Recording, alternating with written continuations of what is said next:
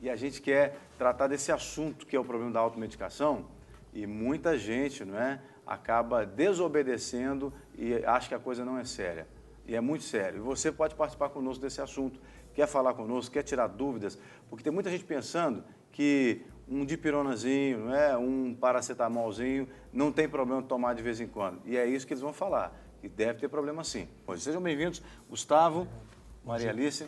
Obrigada pela oportunidade de estar aqui no seu programa. Que bom. Então, as pessoas acham que um analgésicozinho não tem problema. Não, tudo bem. Quando se trata de antibiótico, é mais sério. Mas um analgésicozinho não há problema. O que vocês, como especialistas, dizem para a gente? Tem problema ou não tem problema ficar tomando aí analgésico, qualquer outro medicamento, a Deus dará? Que bom que a gente tem a oportunidade de estar aqui para falar para muita gente sobre esse perigoso hábito brasileiro, que é a automedicação. Quando a gente fala de medicamento, a gente tem que ter muito cuidado porque a gente está alterando o nosso organismo. O medicamento é para ser usado apenas quando o nosso corpo está doente. Eu estava até falando com uma pessoa que, quando fui recebida, muito bem recebida, por sinal, na emissora, e ela me disse, você é farmacêutica? Eu tomo tudo que parece. Aí eu falei assim, é? Olha só, então eu vou falar justamente para você. A dor de cabeça é uma consequência de várias doenças, não necessariamente apenas uma. Então, quando você toma um analgésico, você pode estar mascarando uma doença maior, que não é só a dor de cabeça. Então, a orientação dos farmacêuticos da Anfarmag, que são os farmacêuticos que trabalham com manipulação de medicamentos, é justamente isso. A campanha é para a população para procurar ou o médico ou o farmacêutico para tirar essas dúvidas, para não incorrer no erro de falar assim, olha, ela teve uma dor de cabeça igual a minha. Não é.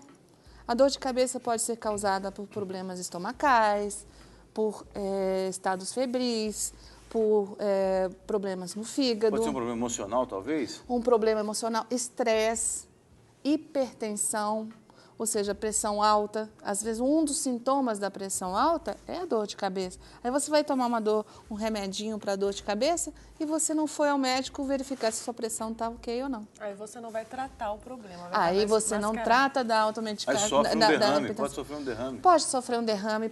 A hipertensão é uma doença silenciosa e que causa muitos males. Aí quando você vai perceber já, ou seja, você mascarou durante anos, né, aquela doença, quando você vai perceber, você tem que tratar de uma doença mais séria. Se você tivesse tido a preocupação, é aí que entra o farmacêutico da manipulação. A gente quer promover saúde, não doença.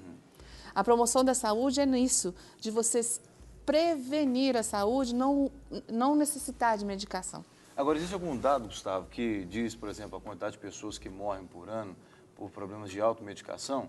Porque a gente sabe que o governo tem tentado controlar o máximo possível, porque muitas pessoas acabam, principalmente com relação a medicamentos antidepressivos, antibióticos, etc. e tal, muitas pessoas eram viciadas nisso. Então, o governo tem tentado controlar e realmente, aliás, até é um ponto positivo para o governo, porque hoje você não consegue. Esses dias eu tenho tomado medicamentos por causa da situação do meu acidente, e não consegue comprar determinados medicamentos, sem receita de jeito nenhum. Coisa que antigamente você ligava e eles entregavam na sua casa.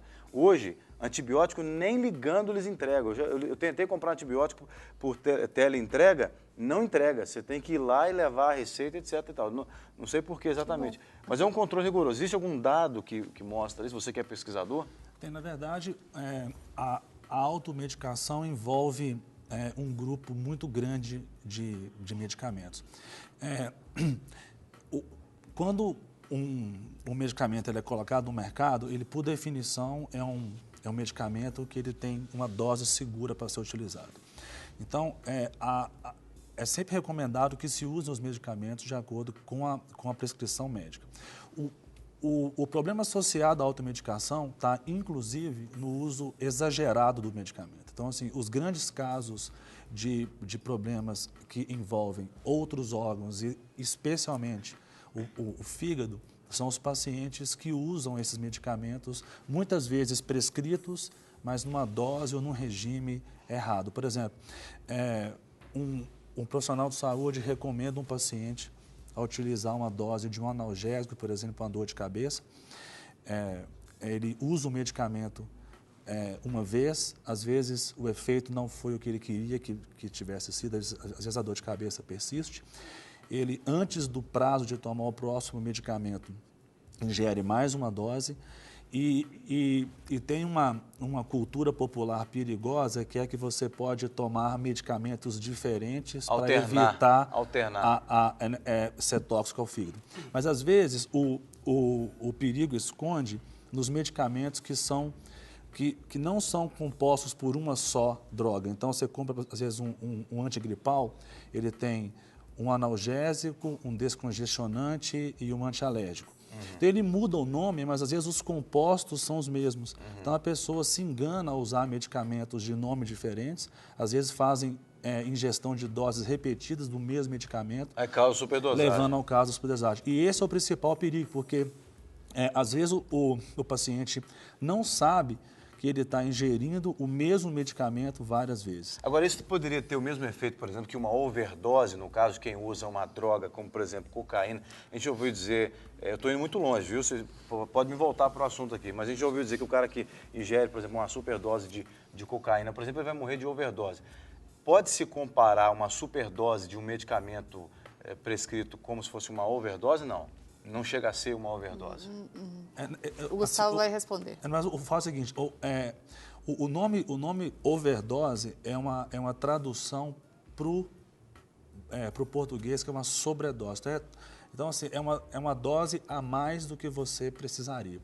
Então, quando um paciente faz uso grande, por exemplo, de cocaína, e é divulgado que ele morreu de overdose, os sintomas que esse paciente vai ter e a causa da morte que esse paciente vai ter por exemplo, usar altas quantidades de cocaína, são diferentes daqueles que um paciente, por exemplo, que vai tomar muito paracetamol.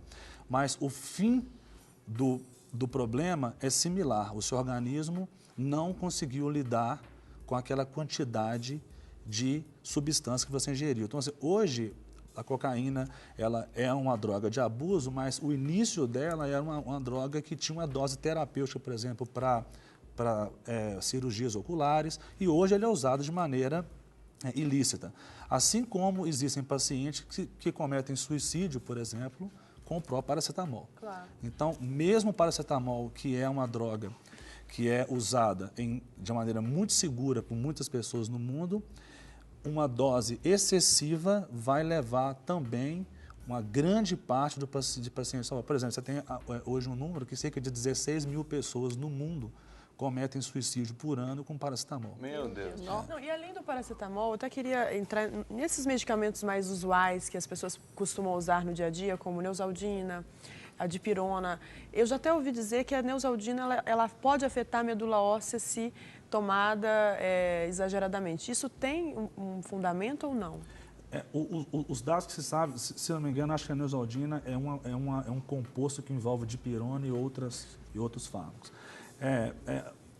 Alguns trabalhos já demonstraram que o uso crônico de dipirona em alguns grupos específicos de pacientes pode ter um efeito na medula óssea.